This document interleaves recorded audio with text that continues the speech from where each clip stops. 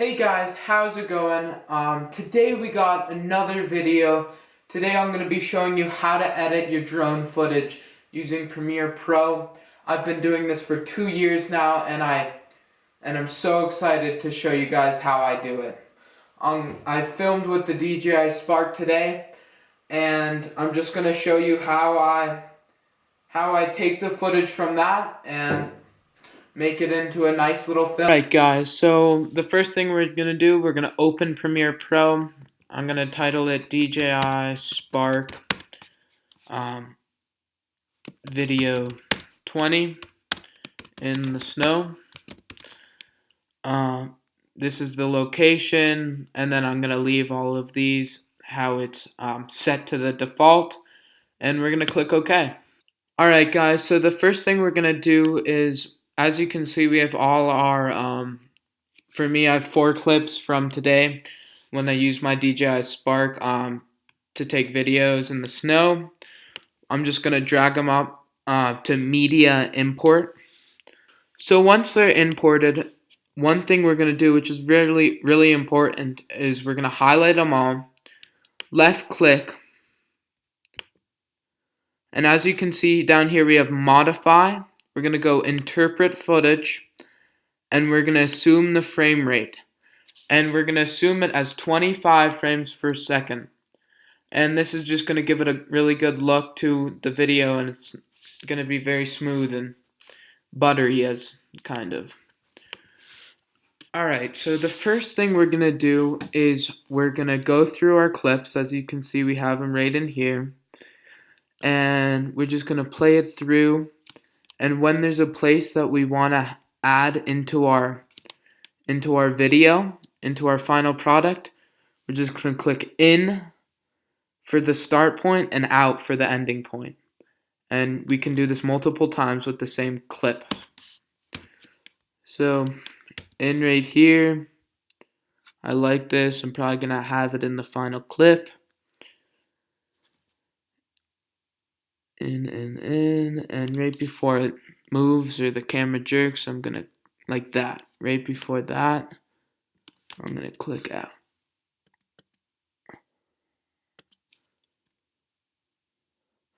Perfect. So even those like little tiny movements, they can still take the viewer's attention away from the video. So we have that right there. Next we're gonna keep on going. Let's see if there's anything else. Right here I'll probably have. And even if we do this, it doesn't mean we're gonna have them all in the final clips of the video. Let's see. Yeah. And boom, out. Drag that, hold this little, drag it right into our clip. Let's see if we have any more.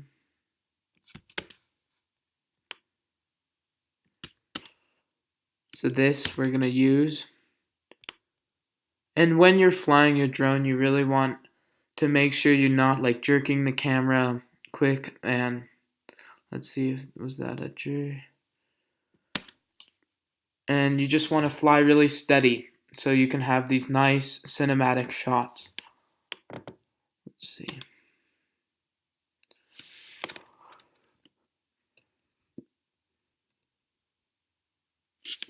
Like that right there even. Alright, out, and let's see, right here.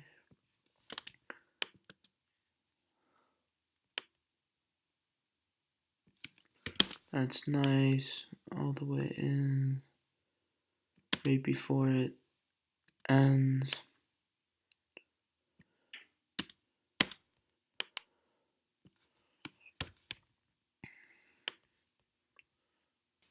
Alright guys, so now that we have all the clips that we want to be in our final product, these are all the clips that do not have any like jerky movements or anything. Now we're gonna find a song, and really you can pick any song you want. You just kind of want a song that has a good like beat that would be easy to change the clip right on the beat. And so, yeah. Okay, so now that I found a song, after 10 minutes of searching, you really want to find a song that you think will go well with the video, and also a song that's not like too long, because if it's too long and you don't have enough clips for your video, you will have to cut the song off short, which is sometimes okay, but I don't really recommend it. Alright, so we got our song in, and now we're gonna begin to make the clips work with the music. And sadly, guys, I don't think you'll be able to hear this, hear the audio of my song, but I'm just going to explain to you how I do it and how I line the clips up with the changes in the music. So we're gonna listen to the song quickly, and we're gonna listen for the first like main beat in the song. So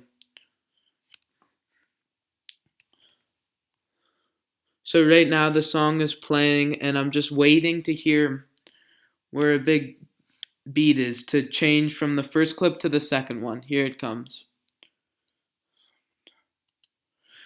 Alright, so once you think you got near the clip, I'm going to just zoom in, and as you can see where the audio just spikes, and you can just listen to that. And right here it spiked. And so here's where you're going to want to change from the first clip to the second clip.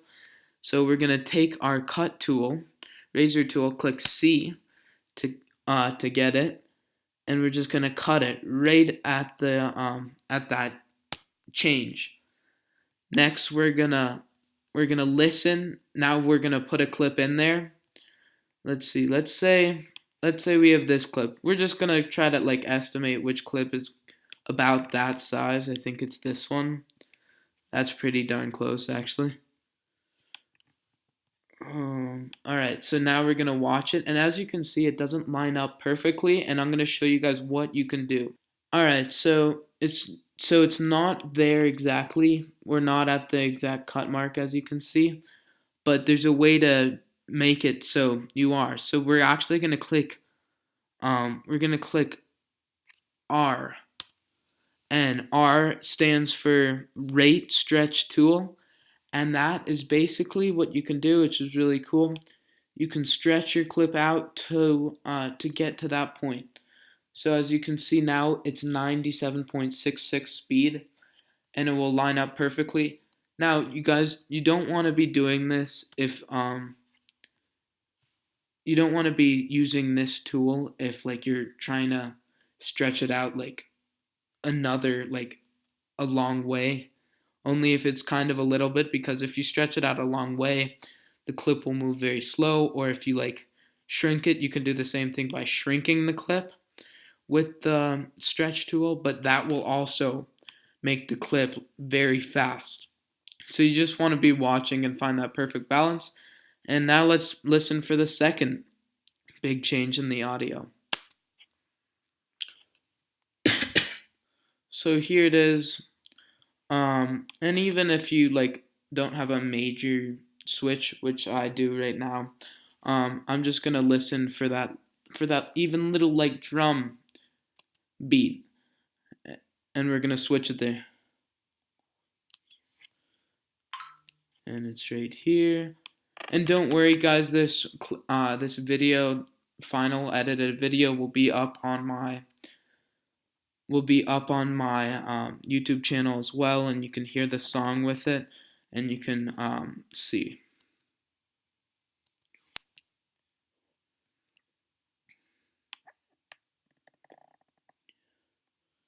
So here's the little peak. We're gonna use our razor tool. Click C, cut it right there. And now let's see what clip kind of goes into there. Let's see. That's a little short. I might use a longer clip and either shorten it or stretch it down. So we have this clip. Let's see. Yeah, so we're gonna use this one. We're gonna click R for the little stretch, and we're gonna stretch it down to this point.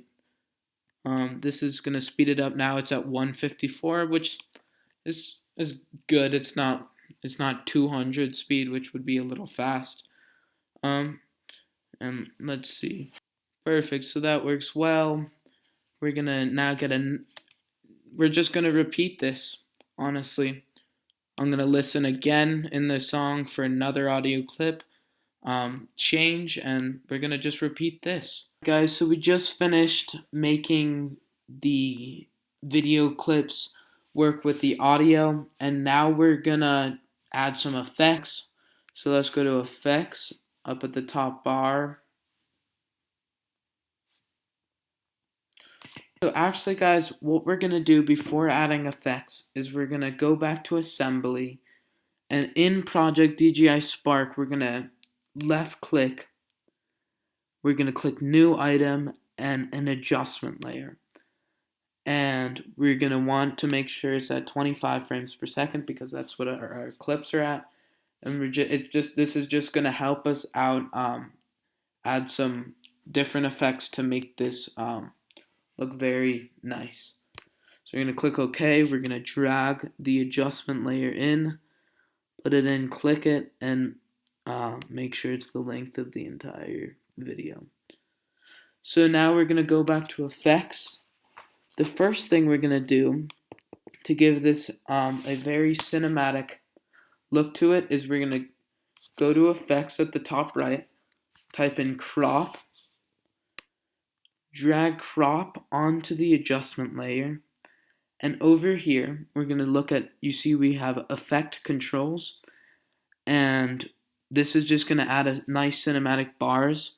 So at the top we're going to click 10%, and at the bottom we're going to also have 10%, and as you can see it cuts it off 10% on each side, and it really looks cinematic. In effects we're going to type in warp stabilizer. As you can see, here it is.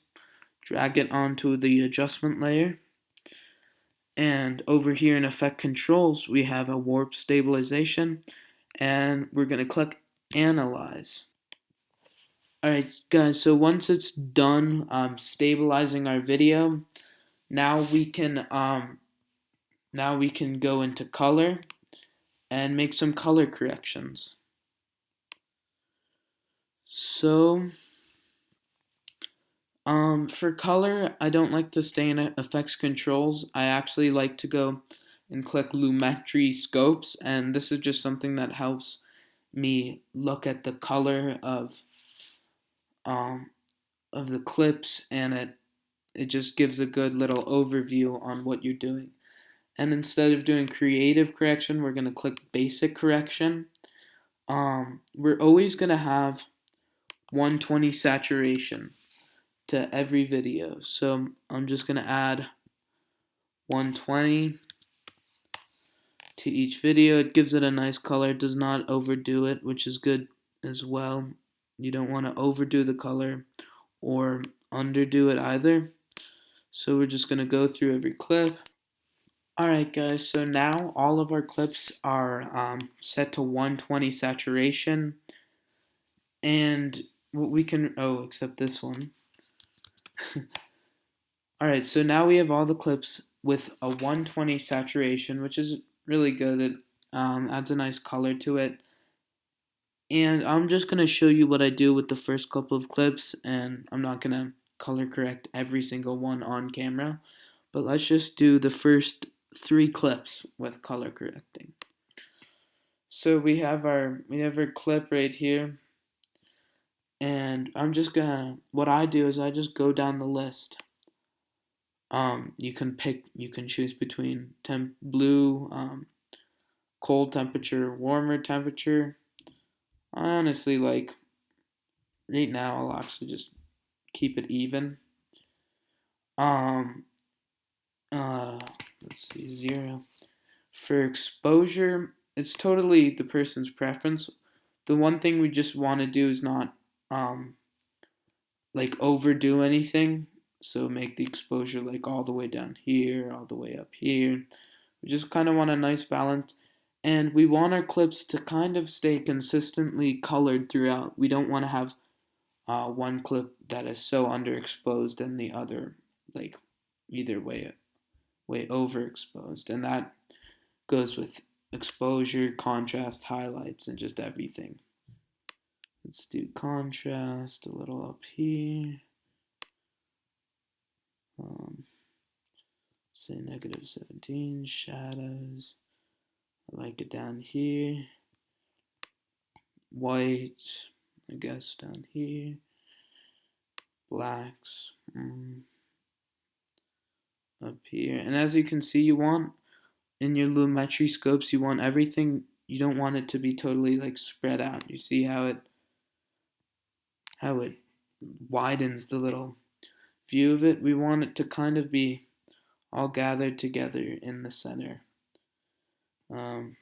That looks fun. And some people like to do an S curve. I don't usually do this, but some people like to, where you make a little S like this. But I don't usually do it, but it's totally up to you. So that's good for this clip. Then for the second clip, we're just gonna do the same thing. You can see it looks a little overexposed. I guess we'll have -7.4 into the color range down here to create contrast. As I bring the contrast a bit up, highlights down, shadows down for this clip, whites down, blacks a bit down, and as you can see, saturation 120. So perfect. So now all the clips are color corrected. It looks really nice. Actually, what I'm gonna do, I'm gonna add one more effect, and we're gonna go up to here, and we're gonna video effects, or sorry, video transitions. We're gonna go into a dissolve, and I'm just gonna do a cross dissolve at the end, and that's just a little fade out of the video, which looks nice. As you can see, let's check it out. And there, it cross dissolves. Alright, we're all done, and it's time to export. So I'm going to go up to File on the top of my screen. Then I'm going to go into Export, then Media. So we've clicked File, Export, and then Media, and it brought us to this page. And here's our clip on the left. You can scrub through. And on the right, I'm going to give you the best export settings that I know of. Our format is H.264. Preset is YouTube. Is going to be YouTube 1080 Full HD. Then we're going to scroll down, check if this is correct. Yep, 25 frames per second. And then we're going to use maximum render quality. And this is just to get the best out of your video. And again, frame sampling. Now we're going to click export. Guys, thank you so much for watching. I really hope this video helped you.